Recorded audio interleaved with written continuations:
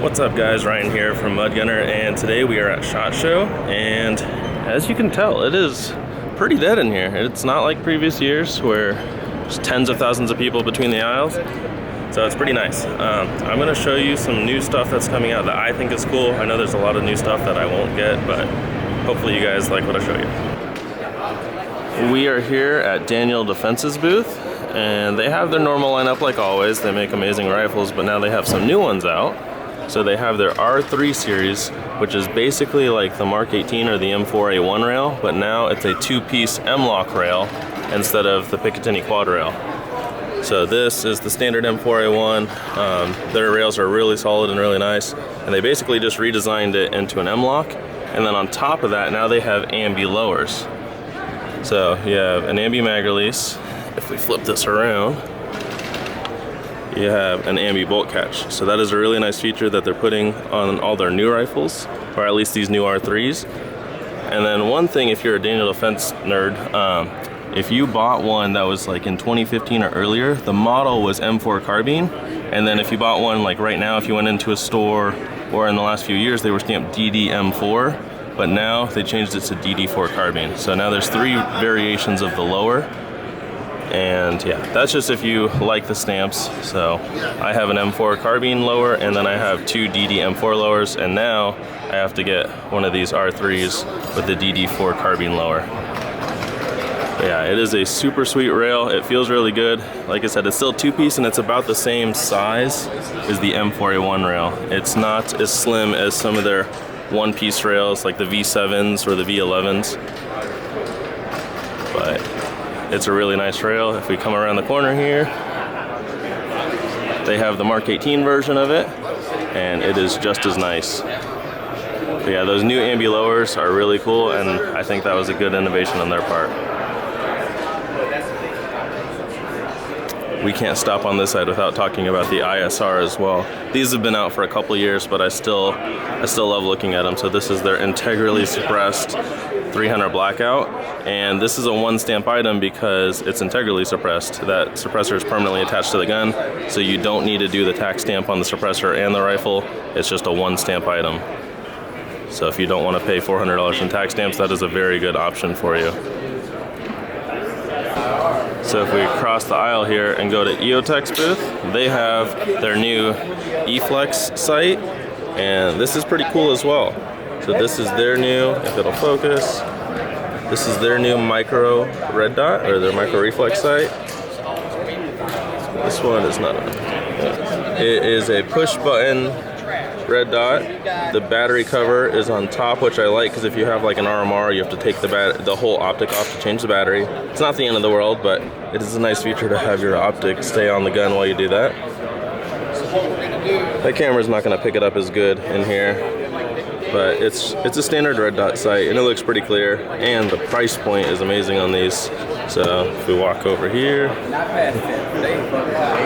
to their sweet display, so the MSRP of this sight is only $389, and a lot of times stuff will actually sell less than the MSRP, so that's going to be a really great price point. Looks like they're going to do it in a 3 MOA or a 6 MOA dot, and it takes the 2032 batteries, which are those flat batteries that most of these micro red dots take. And yeah, it's a sweet little red dot. Happy to see more on the market. It looks like right now it's just starting out on a full-size gun, so like your Glock 17s or 19s or comparable stuff, but maybe in the future they'll put it for the new micro subcompacts. So they have one set up on an M17, an X5, what is this, a Walther, and then the Glock 34. Here's their current offerings of holographic sights. These have been out for a while, but they're always nice to look at.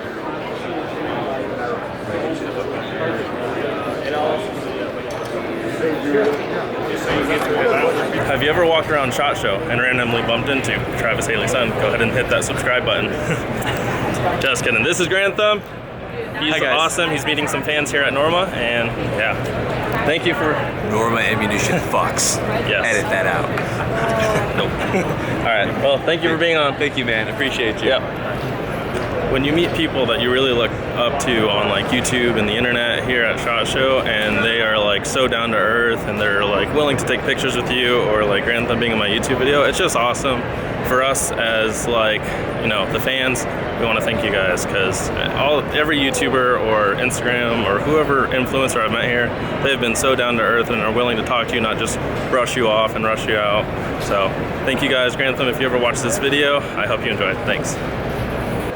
All right, we are here at Franklin Armory's booth. They do binary triggers. If you're not familiar with that is when you pull the trigger it fires, and when you release the trigger it fires, and they do it in a lot of models of different guns, and now they just did it in the Glocks.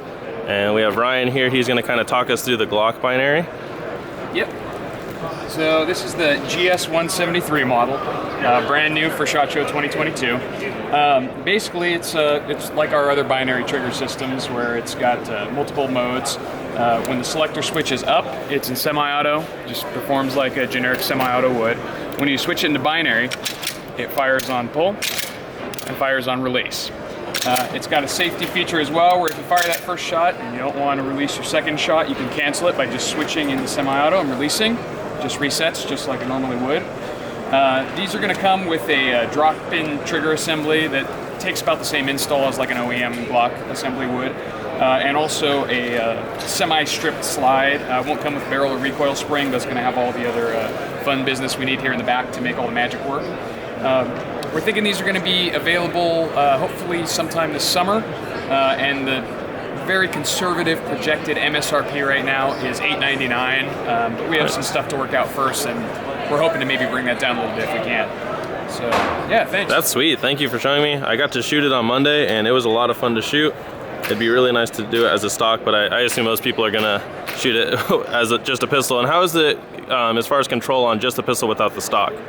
Surprising. I can tell you I haven't done big mag dumps with it, but as far as two consecutive shots, quick follow-up shot, much more controllable than intuitively I would have guessed. Okay, that's cool. Because yeah, the way it's set up right now, it is an SBR, so you'd have to pay a $200 tax stamp on your Glock to run it in that configuration.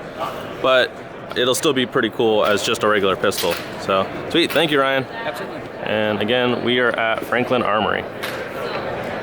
We are here at FN's booth. They always have a super impressive booth at the show. And I'm sure you guys saw through some sort of social media, but they unveiled a new FN high power. And they are sweet. So they got 3 different finishes here. So you got your black matte finish, you got your flat dark earth finish. This is the one that I personally like and I would like to buy. And then you got your stainless finish. And they're really nice guns. Get this on. So this is the new FN high power. The interesting thing is no part on here interchanges with the old high powers. They're all new proprietary parts, but you get an ambi safety, an ambi slide lock, a really nice weight to it. It's a all metal gun. You get all black sights. The magazine is not a standard high power magazine. It's a new mag and it holds 17 rounds. Focus. It's a new mag that holds 17 rounds, so you get a better capacity. And yeah, the finish on these is sweet. I'm excited for these. I know Springfield just came out with their new high power clone, but I think I'm a little more excited for the FN. The price of these is going to be more than the Springfield high power. I want to say these are probably like 11 or 1200 bucks, but you're getting an all metal gun made by a company that's made these in the past.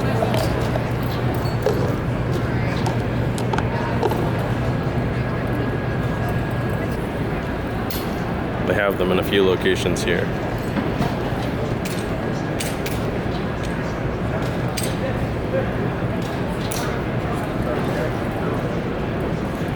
And then if you need more than a high power, you get the superior power.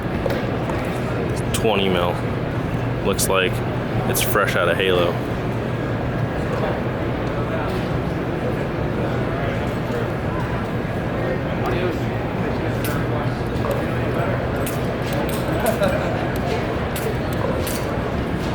We are here at Shad Assistant's booth. They do some amazing guns. I have one of their MR918s from a couple years ago. And this year they came out with a new subcompact carry gun. It's the CR920. And I got to shoot this on Monday, and it shot really well. So it's a subcompact gun, which a lot of people are coming out with new models now. Theirs comes with a 13-round mag and an 11-round mag. They are proprietary mags, they don't interchange with anything, but they do this so they can get that capacity. So a lot of their guns take Glock mags, but Glock with their 43X or 48 does not have a mag that's like this. So that's why they designed it around their own mag.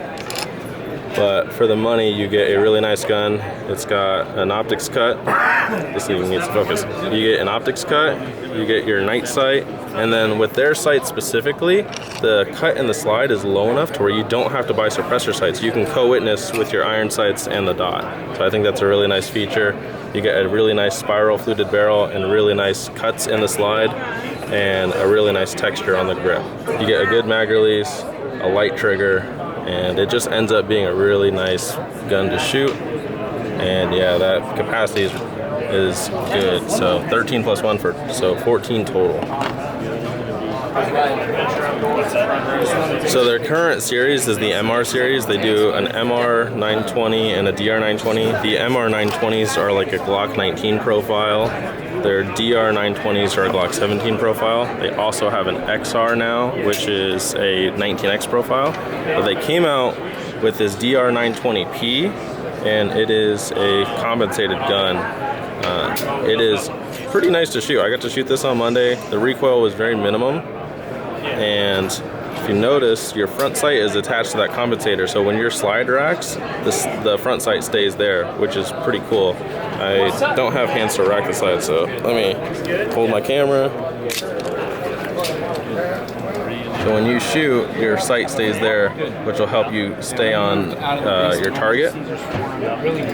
And not that 9mm has that much recoil to begin with, but I did notice that the compensator helps control the gun a little bit better. And then same deal, you get the optics cut, and if you put an RMR or a red dot on there, you can co-witness with your factory sights.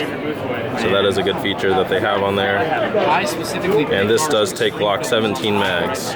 We must have been real close because we were right there. Yeah, because I was like, man, the traffic's so great. And then they bail,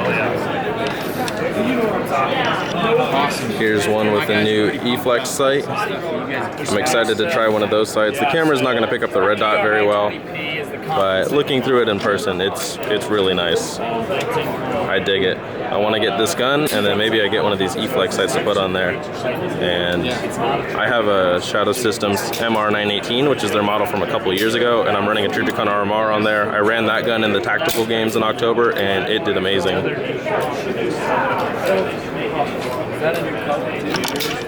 But this is Shadow Systems.